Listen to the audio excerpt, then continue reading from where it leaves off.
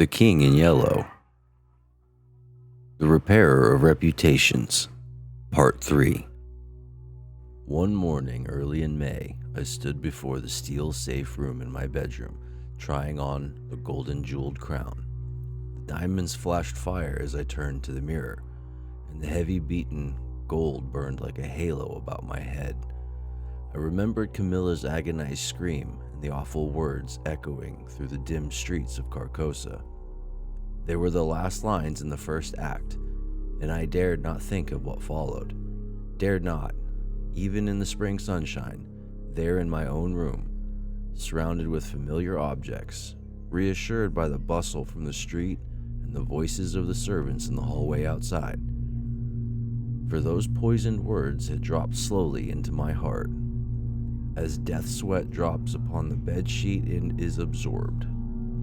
Trembling, I put the diadem from my head and wiped my forehead. But I thought of Hastur and of my own rightful ambition, and I remember Mr. Wilde as I had left him, his face all torn and bloody from the claws of that devil's creature, and what he said. Ah, what he said. The alarm bell in the safe began to whir harshly, and I knew my time was up, but I would not heed it, and replacing the flashing circlet upon my head, I turned defiantly to the mirror. I stood for a long time, absorbed in the changing expression of my own eyes. The mirror reflected a face which was like my own, but whiter, and so thin that I hardly recognized it. And all the time I kept repeating between my clenched teeth, "The day has come, the day has come," while the alarm in the safe whirred and clamored, and the diamonds sparkled and flamed above my brow. I heard a door open, but did not heed it. It was only when I saw two faces in the mirror. It was only when another face rose over my shoulder, and two other eyes met mine. I wheeled like a flash and seized a long knife from my dressing table, and my cousin sprang back very pale, crying, "Hildred, for God's sake!" Then as my hand fell, he said, "It is I, Lewis. Don't you know me?" I stood silent. I could not have spoken for my life. He walked up to me and took the knife from my hand. "What is all this?" he inquired in a gentle voice. "Are you ill?" "No," I replied, but I doubt if he heard me. Come, old fellow," he cried. "Take off that brass crown and toddle into the study." "Are you going to a masquerade? What's all this theatrical tinsel anyway?" I was glad he thought the crown was made of brass and paste, yet I didn't like him any the better for thinking so. I let him take it from my hand, knowing it was best to humor him. He tossed the splendid diadem in the air, and catching it, turned to me, smiling. "It's a dear at 50 cents, he said. "What's it for?" I did not answer, but took the circlet from his hands, and placing it in the safe, shut the massive steel door. The alarm ceased its infernal din at once. He watched me curiously, but did not seem to notice the sudden ceasing of the alarm. He did, however, speak of the safe as a biscuit box. Fearing lest he might examine the combination, I led the way into my study. Lewis threw himself on the sofa and flicked at flies with his eternal writing whip. He wore his fatigue uniform with the braided jacket and jaunty cap, and I noticed that his riding boots were all splashed with red mud. "Where have you been?" I inquired. "Jumping mud creeks in Jersey," he said. "I haven't had time to change yet. I was rather in a hurry to see you. Haven't you got a glass of something? I'm dead tired. Been in the saddle 24 hours. I gave him some brandy from my medicinal store, which he drank with a grimace. "Damned bad stuff," he observed. "I'll give you an address where they sell brandy that is brandy." "It's good enough for my needs," I said indifferently. "Used to rub my chest with it." He stared and flicked at another fly. "See here, old fellow," he began. "I've got something to suggest to you. It's 4 years now that you've shut yourself up here like an owl, never going anywhere, never taking any healthy exercise. never doing a damn thing but poring over those books up there on the mantelpiece. He glanced along the row of shelves. Napoleon, Napoleon, Napoleon, he read. For heaven's sake, have you nothing but Napoleons there? I wish they were bound in gold, I said. But wait, yes, there is another book. The King in Yellow. I looked him steadily in the eye. Have you never read it? I asked.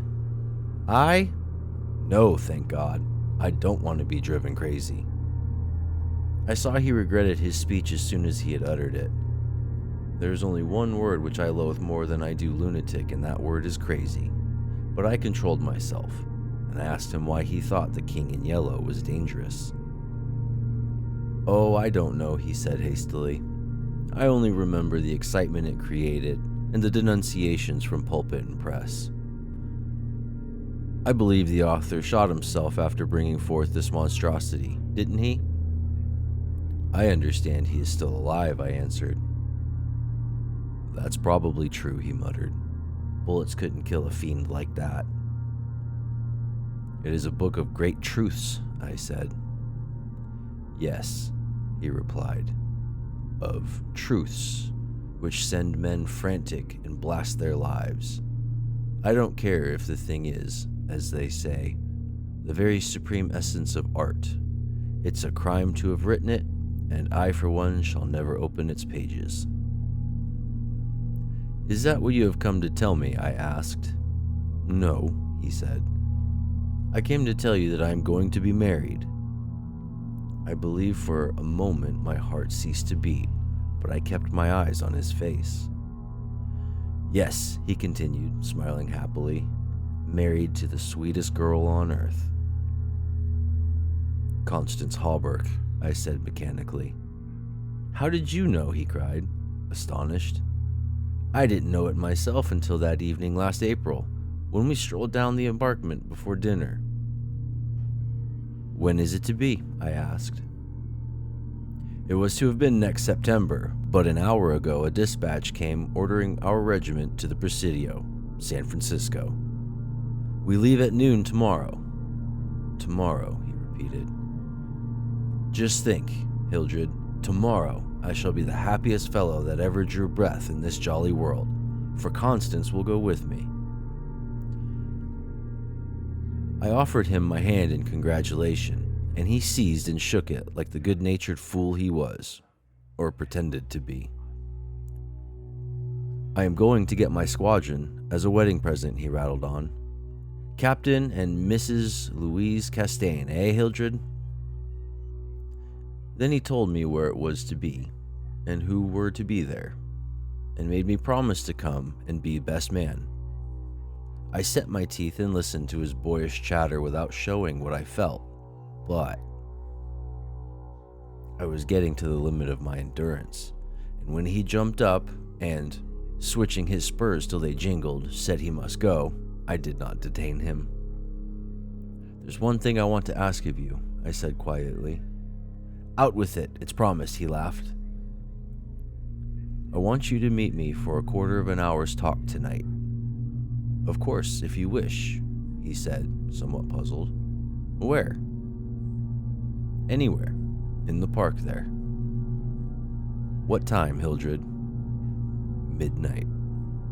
What in the name of... he began, but checked himself and laughingly assented. I watched him go down the stairs and hurry away, his saber banging at every stride. He turned into Bleecker Street, and I knew he was going to see Constance. I gave him 10 minutes to disappear, and then followed in his footsteps, taking with me the jeweled crown and the silken robe embroidered with the yellow sign. When I turned into Bleecker Street and entered the doorway which bore the sign, Mr. Wilde, repairer of reputations, third bell. I saw old Hawberk moving about in his shop, and I imagined I heard Constance's voice in the parlor, but I avoided them both and hurried up the trembling stairways to Mr. Wilde's apartment.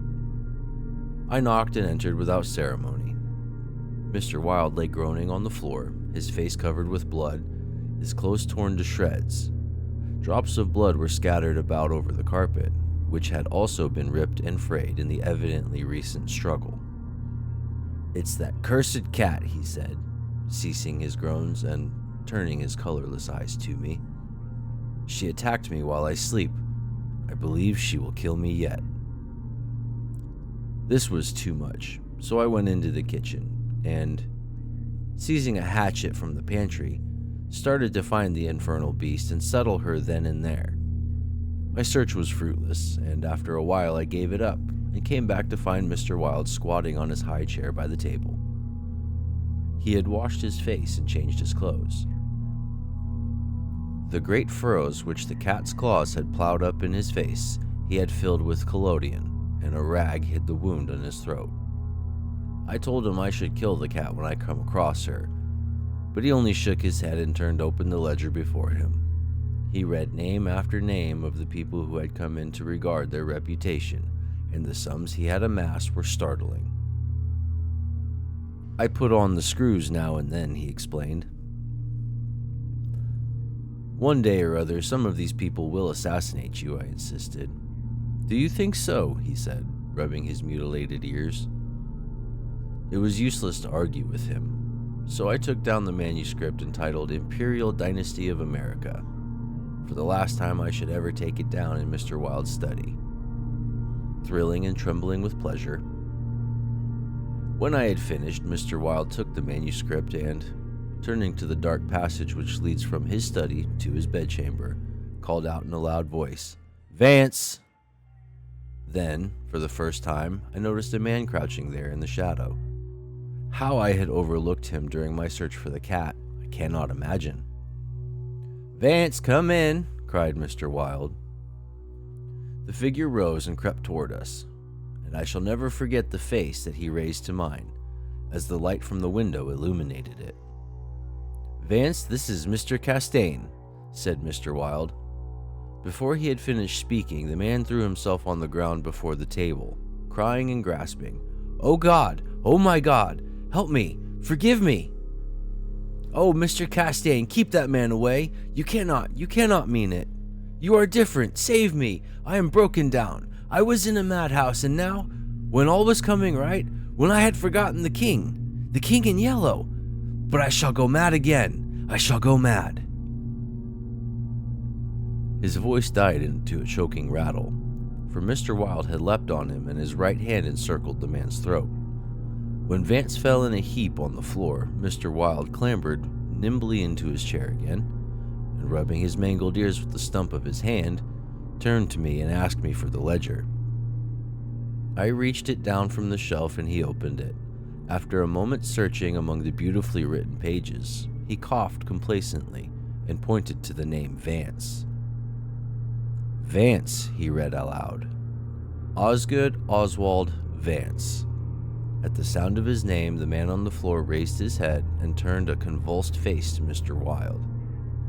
His eyes were interjected with blood, his lips tumefied.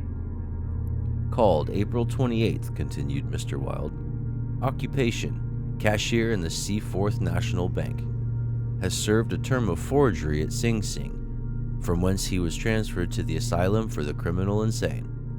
Pardoned by the Governor of New York, and discharged from the asylum January 19th, 1918. Reputation damaged at Sheepshead Bay. Rumors that he lives beyond his income. Reputation to be repaired at once. Retainer, $1,500. Note: he has embezzled sums amounting to $30,000 since March 20th, 1919. Excellent family and secured present position through uncle's influence. Father, president of Seaforth Bank. I looked at the man on the floor. "Get up, Vance," said Mr. Wilde in a gentle voice. Vance rose as if hypnotized. "He will do as we suggest now," observed Mr. Wilde, and opening the manuscript, he read the entire history of the Imperial Dynasty of America. Then, in a kind and soothing murmur, he ran over the important points with Vance, who stood like one stunned. His eyes were so blank and vacant that I imagined he had become half-witted, and remarked it to Mr. Wilde, who replied that it was of no consequence anyway.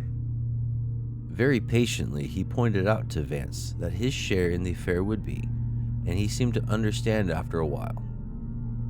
Mr. Wilde explained the manuscript, using several volumes on heraldry to substantiate the result of his searches. He mentioned the establishment of the dynasty in Carcosa, the lakes which connected Hastur, Aldebaran, and the mystery of the Hyades. He spoke of Casilda and Camilla, and sounded the cloudy depths of Demi and the Lake of Hali. The scalloped tatters of the King in Yellow must hide Etil forever, he muttered, but I do not believe Vance heard him. Then, by degrees, he led Vance along the ramifications of the imperial family, to Uat and Thale, from Nautalba and Phantom of Truth, to Aldones, and then tossing aside his manuscript and notes, he began the wonderful story of the last king. Fascinated and thrilled, I watched him. He threw up his head, his long arms were stretched out in a magnificent gesture of pride and power, and his eyes blazed deep in their sockets, like two emeralds. Vance listened, stupefied. As for me, when at last Mr. Wilde had finished, and pointing to me, cried, "The cousin of the king!" my head swam with excitement. Controlling myself with a superhuman effort, I explained to Vance why I alone was worthy of the crown, and why my cousin must be exiled or die. I made him understand that my cousin must never marry, even after renouncing all his claims, and how the last of all he should marry the daughter of the Marquis of Avonshire and bring England into the question. I showed him a list of thousands of names which Mr. Wilde had drawn up. Every man whose name was there had received the yellow sign which no living human dared disregard. The city, the state, the whole land were ready to rise and tremble before the pallid mask. The time had come. The people should know the son of Hastur, and the whole world bow to the black stars which hang in the sky over Carcosa. Vance leaned on the table, his head buried in his hands. Mr. Wilde drew a rough sketch on the margin of yesterday's Herald with a bit of lead pencil. It was a plan of Hawberk's rooms. Then he wrote out the order and affixed the seal. And shaking like a palsied man, I signed my first writ of execution with my name, Hildred Rex. Mr. Wilde clambered on the floor and, unlocking the cabinet, took a long square box from the first shelf. This he brought to the table and opened. A new knife lay in the tissue paper inside, and I picked it up and handed it to Vance, along with the order and the plan of Hawberk's apartment. Then Mr. Wilde told Vance he could go, and he went, shambling like an outcast of the slums. I sat for a while watching the daylight fade behind the square tower of the Judson Memorial Church, and, finally, gathering up the manuscript and notes, took my hat and started for the door. Mr. Wilde watched me in silence. When I had stepped into the hall, I looked back. Mr. Wilde's small eyes were still fixed on me. Behind him, the shadows gathered in the fading light. Then I closed the door behind me and went out into the darkening streets. I had eaten nothing since breakfast, but I was not hungry. A wretched, half-starved creature who stood looking across the street at the lethal chamber noticed me and came up to tell me a tale of misery. I gave him money, I don't know why, and he went away without thanking me. An hour later, another outcast approached and whined his story. I had a blank bit of paper in my pocket, on which was traced the yellow sign, and I handed it to him. He looked at it stupidly for a moment, and then, with an uncertain glance at me, folded it with what seemed to me exaggerated care and placed it in his bosom. The electric lights were sparkling among the trees, and the new moon shone in the sky above the lethal chamber. It was tiresome waiting in the square. I wandered from the Marble Arch to the artillery stables and back again to the Lotos Fountain. The flowers and grass exhaled a fragrance which troubled me. The jet of the fountain played in the moonlight, and the musical splash of falling drops reminded me of the tinkle of chained mail in Hawberk's shop. But it was not so fascinating, and the dull sparkle of the moonlight on the water brought no such sensations of exquisite pleasure as when the sunshine played over the polished steel of a corselet on Hawberk's knee. I watched the bats darting and turning above the water plants in the fountain basin, but their rapid, jerky flight set my nerves on edge, and I went away again to walk aimlessly to and fro among the trees. The artillery stables were dark, but in the cavalry barracks the officers' windows were brilliantly lighted, and the sally port was constantly filled with troopers in fatigue, carrying straw and harness and baskets filled with tin dishes. Twice the mounted sentry at the gates was changed while I wandered up and down the asphalt walk. I looked at my watch. It was nearly time. The lights in the barracks went out one by one. The barred gate was closed, and every minute or two an officer passed in through the side wicket, leaving a rattle of accoutrement and the jingle of spurs in the night air. The square had become very silent. The last homeless loiterer had been driven away by the gray-coated park policeman. The car tracks along Wooster Street were deserted, and the only sound which broke the stillness was the stamping of the sentry's horse and the ring of his saber against the saddle pommel. In the barracks, the officers' quarters were still lighted, and military servants passed and repassed before the bay windows. 12 o'clock sounded from the new spire of St. Francis Xavier, and at the last stroke of the sad-toned bell, a figure passed through the wicket beside the portcullis, returned the salute of the sentry, and crossing the street, entered the square and advanced toward the Benedict apartment house. "Lewis!" I called. The man pivoted on his spurred heels and came straight toward me. "Is that you, Hildred?" "Yes, you are on time." I took his offered hand, and we strolled toward the lethal chamber. He rattled on about his wedding and the graces of Constance and their future prospects, calling my attention to his captain's shoulder straps and the triple gold arabesque on his sleeve and fatigue cap. I believe I listened as much to the music of his spurs and saber as I did to his boyish babble, and at last we stood under the elms on the 4th Street corner of the square, opposite the lethal chamber. Then he laughed and asked me what I wanted with him. I motioned him to a seat on the bench under the electric light and sat down beside him. He looked at me curiously, with that same searching glance which I hate and fear so in doctors. I felt the insult of his look, but he did not know it, and I carefully concealed my feelings.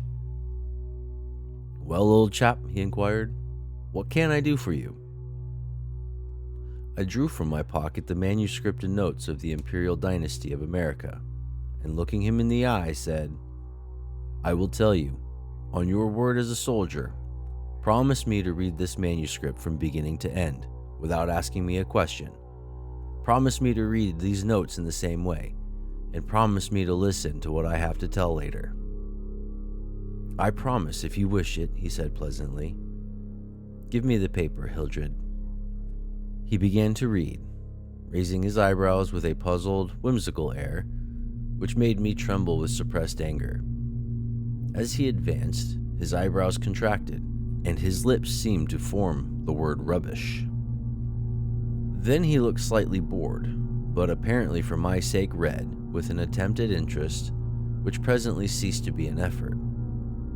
He started when in the closely written pages he came to his own name, and when he came to mine he lowered the paper and looked sharply at me for a moment, but he kept his word and resumed his reading, and I let the half-formed question die on his lips unanswered. When he came to the end and read the signature of Mr. Wilde, He folded the paper carefully and returned it to me. I handed him the notes, and he settled back, pushing his fatigue cap up to his forehead with a boyish gesture, which I remembered so well in school. I watched his face as he read, and when he finished, I took the notes with the manuscript and placed them in my pocket. Then I unfolded a scroll marked with the yellow sign. He saw the sign, but he did not seem to recognize it, and I called his attention to it somewhat sharply. "Well," he said, "I see it. What is it?" "It is the yellow sign," I said angrily. "Oh, that's it, is it?" said Lewis in a flattering voice, which Dr. Archer used to employ with me, and would probably have employed again had I not settled his affair for him. I kept my rage down and answered as steadily as possible. "Listen, you have engaged your word." "I am listening, old chap," he replied soothingly. I began to speak very calmly. "Dr. Archer, having by some means become possessed of the secret of the imperial succession, attempted to deprive me of my right, alleging that because of a fall from my horse 4 years ago, I had become mentally deficient. He presumed to place me under restraint in his own house in hopes of either driving me insane or poisoning me. I have not forgotten it. I visited him last night, and the interview was final." Lewis turned quite pale, but did not move. I resumed triumphantly. "There are yet 3 people to be interviewed in the interests of Mr. Wilde and myself. They are my cousin Lewis, Mr. Hawberk, and his daughter Constance." Lewis sprang to his feet, and I arose also, and flung the paper marked with the yellow sign to the ground. "Oh, I don't need that to tell you what I have to say," I cried with a laugh of triumph. "You must renounce the crown to me. Do you hear me? To me." Lewis looked at me with a startled air, but recovering himself, said kindly, "Of course I renounce the... What is it I must renounce?" "The crown," I said angrily. "Of course," he answered, "I renounce it. Come, old chap, I'll walk back to your rooms with you." "Don't try any of your doctor's tricks on me," I cried, trembling with fury. "Don't act as if you think I am insane." "What nonsense," he replied. "Come, it's getting late, Hildred." "No!" I shouted. "You must listen. You cannot marry. I forbid it. Do you hear? I forbid it. You shall renounce the crown, and in reward I grant you exile. But if you refuse, you shall die." He tried to calm me, but I was roused at last, and drawing my long knife, barred his way. Then I told him how they would find Dr. Archer in the cellar with his throat open, and I laughed in his face when I thought of Vance and his knife, and the order signed by me. "Ah, you are the king," I cried, "but I shall be king. Who are you to keep me from empire over all the habitable earth? I was born the cousin of a king, but I shall be king." Lewis stood white and rigid before me. Suddenly a man came running up 4th Street, entered the gate of the Lethal Temple, traversed the path to the bronze doors at full speed, and plunged into the death chamber with a cry of one demented, and I laughed until I wept tears, for I had recognized Vance, and knew that Hawberk and his daughter were no longer in my way. "Go," I cried to Lewis. "You have ceased to be a menace. You will never marry Constance now, and if you marry anyone else in your exile, I will visit you as I did my doctor last night. Mr. Wilde takes charge of you tomorrow." Then I turned and darted into South 5th Avenue, and with a cry of terror, Lewis dropped his belt and saber and followed me like the wind. I heard him close behind me at the corner of Bleecker Street, and I dashed into the doorway under Hawberk's sign. He cried, "Halt or I fire!" But when he saw that I flew up the stairs leaving Hawberk's shop below, he left me, and I heard him hammering and shouting at their door as though it were possible to arouse the dead. Mr. Wilde's door was open, and I entered crying, "It is done! It is done! Let the nations rise and look upon their king." But I could not find Mr. Wilde. So I went to the cabinet and took the splendid diadem from its case. Then I drew on the white silk robe, embroidered with the yellow sign, and placed the crown upon my head. At last I was king. King by my right in Hastur, king because I knew the mystery of the Hyades, and my mind had sounded the depths of the lake of Hali. I was king. The first gray pencilings of dawn would raise a tempest which would shake 2 hemispheres. Then, as I stood, my every nerve pitched to the highest tension, faint with the joy and splendor of my thought, without, in the dark passage, a man groaned. I seized the tallow dip and sprang to the door. The cat passed me like a demon, and the tallow dip went out. But my long knife flew swifter than she, and I heard her screech, and I knew that my knife had found her. For a moment I listened to her tumbling and thumping about in the darkness, and then when her frenzy ceased, I lighted a lamp and raised it over my head. Mr. Wilde lay on the floor with his throat torn open. At first I thought he was dead, but as I looked, a green sparkle came into his sunken eyes, his mutilated hand trembled, and then a spasm stretched his mouth from ear to ear. For a moment my terror and despair gave place to hope, but as I bent over him, his eyeballs rolled clean around in his head, and he died. Then while I stood, transfixed with rage and despair, seeing my crown, my empire, every hope and every ambition, my very life, lying prostrate there with the dead master, they came, seized me from behind, and bound me until my veins stood out like cords, and my voice failed with the paroxysms of my frenzied screams. But I still raged, bleeding and infuriated among them, and more than one policeman felt my sharp teeth. Then, when I could no longer move, they came nearer. I saw old Hawberk, and behind him my cousin Lewis's ghastly face, and farther away, in the corner, a woman, Constance, weeping softly. "Ah, I see it now!" I shrieked. "You have seized the throne and the empire. Woe! Woe to you who are crowned with the crown of the king in yellow!"